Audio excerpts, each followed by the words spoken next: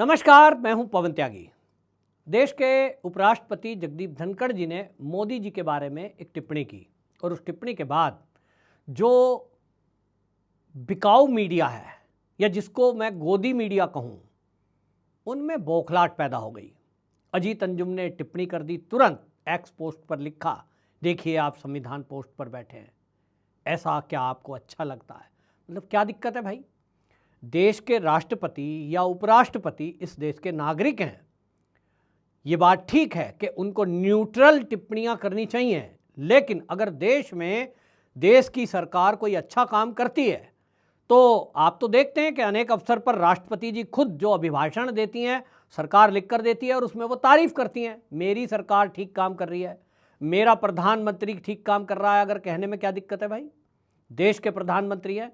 लेकिन ये समझ में आता है कि नरेंद्र मोदी से किस तरह की नफरत और किस तरह की चिढ़ इस देश में कुछ लोगों को है, जिसमें मीडिया कर्मी भी हैं।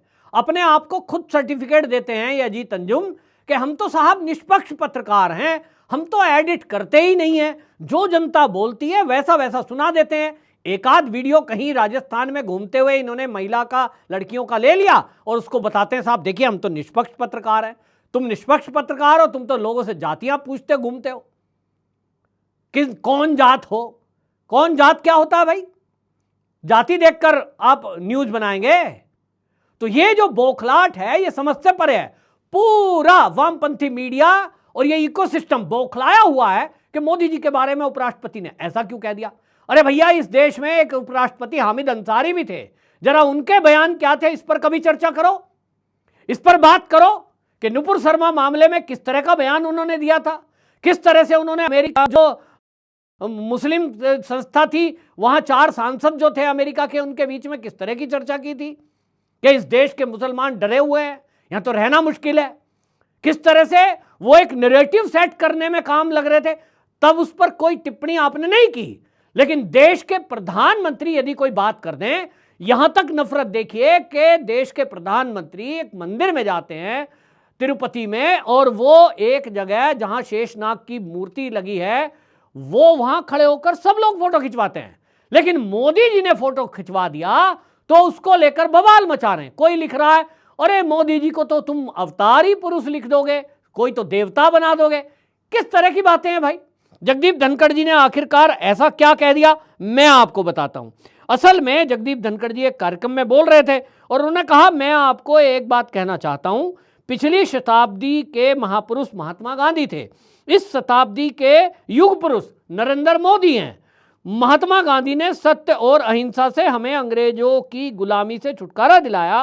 भारत के यशस्वी प्रधानमंत्री नरेंद्र मोदी जी ने देश को प्रगति के उस रास्ते पर डाल दिया है जिस पर हम सदैव देखना चाहते थे। क्या गलत है?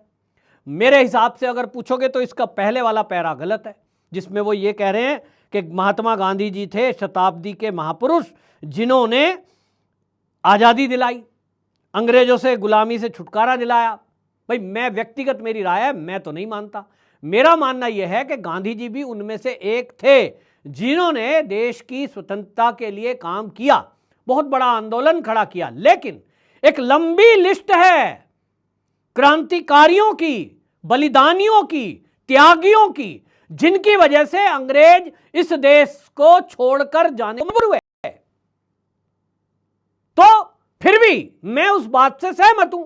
आपने आधा सच बोला, पूरा सच नहीं बोला, तो मैं इस बात की कभी भी आलोचना नहीं करूंगा कि गांधी जी के रोल को आप मना करो।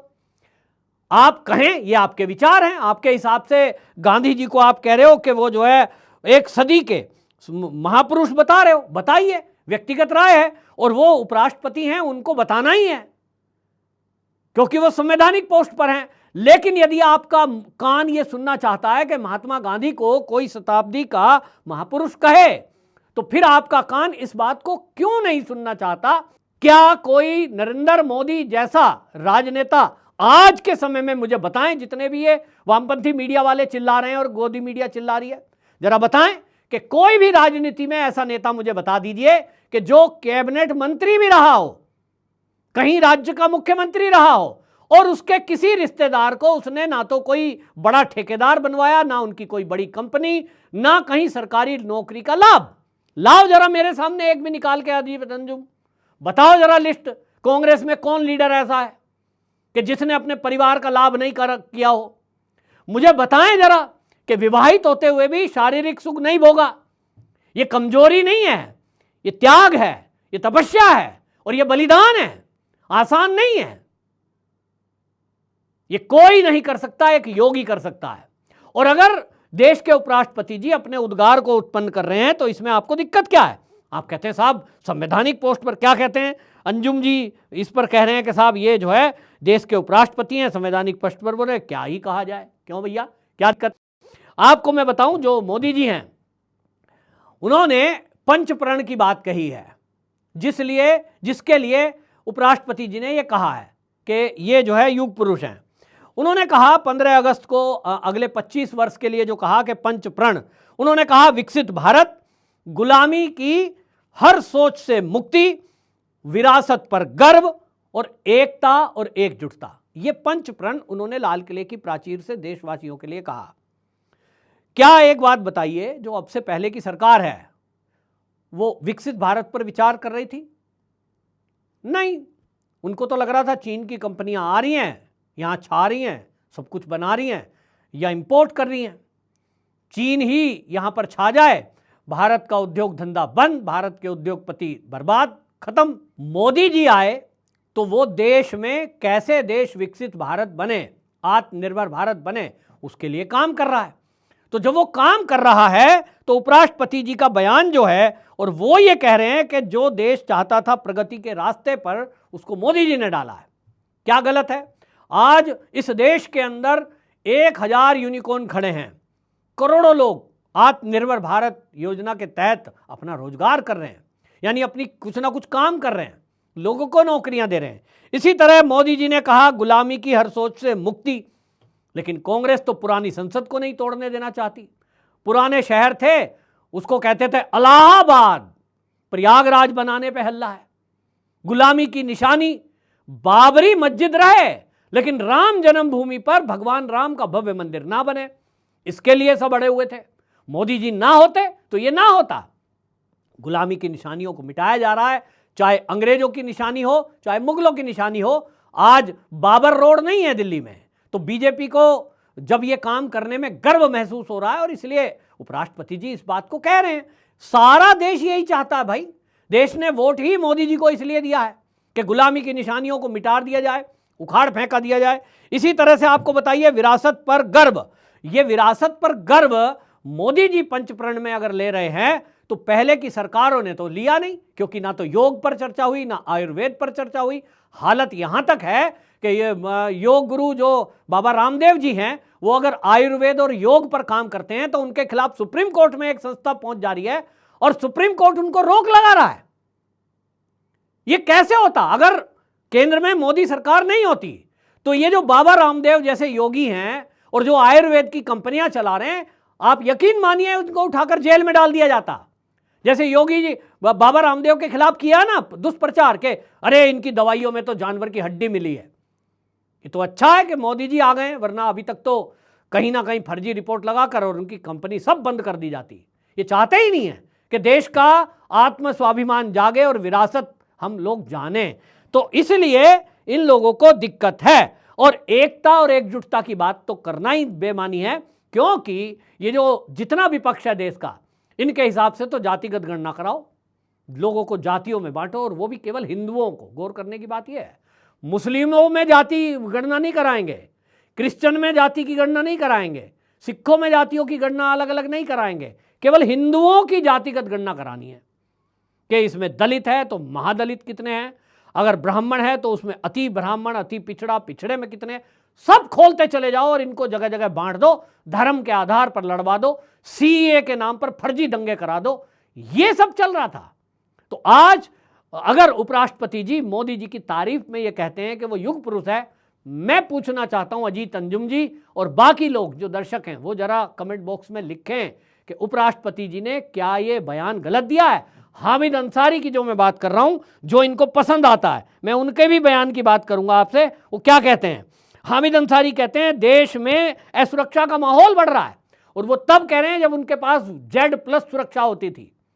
वो कहते हैं ये किसी एक देश के विरोध की बात नहीं है। नुपुर शर्मा के मुद्दे पर उन्होंने बयान दिया था। यह किसी एक देश के विरोध की बात नहीं है जिससे हमें बुरा लगे, बल्कि ये संयुक्त राष्ट्र के 52 सदस्य देशों का हमारे खिलाफ आवाज उठाने का सवाल है। इस तरह से विरोध के लिए देशों को एकजुट होना तब तक संभव नहीं है जब तक आपस में राजनीतिक स्तर पर सहमति ना बने। यही वो मसला है जिसको जोर शोर से उठाने की जरूरत है। हामिद अंसारी जी बोल रहे हैं कि इस मुद्दे को जोर शोर से उठाओ, कि भाजपा की एक प्रवक्ता ने यह कह दिया, यह किसी एक व्यक्ति का मसला नहीं है, इससे एक धर्म विशेष पर आस्था रखने वाले समुदाय पर असर पड़ा है। अगर इससे दुनिया के हर मुसलमान पर असर पड़ता है तो इस तरह की प्रतिक्रिया मिलनी ही थी। यह विरोध निश्चित था। किस पर दे रहे हैं बयान? सरतन से जुदा वाले अभियान पे। सोचिए, एक देश का उपराष्ट्रपति सर तन से जुदा को जायज ठहरा रहे हैं कि ये तो होना ही था। इस पर ना तो अजीत अंजुम ने कुछ कहा था और ना ये बिकाऊ मीडिया जो है इसने कोई टिप्पणी की थी। लेकिन आज हमारे देश के जगदीप धनखड़ जी उपराष्ट्रपति अगर मोदी जी की तारीफ में 2 शब्द लिखते हैं, और जो मन की सच्चाई है उनकी, और जो देश की सच, क्या आप और हम नहीं देख रहे मोदी जी का जीवन? तो सच बोलना क्या गुनाह है? सच बोलने से चिढ़ क्यों? मैंने जैसा बताया कि मोदी जी अगर फाइटर प्लेन में बैठते हैं, तेजस विमान में बैठते हैं, 1000 किलोमीटर प्रति घंटा की स्पीड से चलने वाला विमान, और ऊंचाई पर वहां जाता है जहां सांसें उखड़ जाएं आम आदमी की, जो फिट फॉर हो, वहां मोदी जी, जिनकी आयु ग्रुप देख लीजिए, उस आयु ग्रुप के व्यक्ति पे चला नहीं जाता, वो वहां फाइटर जेट में जाता है और लगभग 1 घंटे की उस यात्रा में वो कहीं थकान महसूस नहीं करते हैं। ये हमें गर्व होना चाहिए। और दूसरी बात आपको बताऊं कि मोदी जी अपनी शकल दिखाने के लिए नहीं गए थे। वो तो ठीक है कि कैमरा रहता है, अलग फाइटर प्लेन थे, वो रिकॉर्ड करके दिखा रहे थे कि ऐसी भी फैसिलिटी तेजस में है कि आप जो पायलट और को पायलट बैठे हैं उनकी वीडियो भी कंटिन्यू बनती है, ताकि ये पता लगे कि हलचल क्या हो रही है और आसपास से हमला कहां से हो रहा है। लेकिन वो तेजस के प्रचार के लिए गए। हमारे लिए गर्व की बात थी कि हमारे देश का प्रधानमंत्री सैनिकों के साथ इस तरह से खड़ा रहता है, अपनी स्वदेशी वस्तुओं पर गर्व महसूस कर रहा है।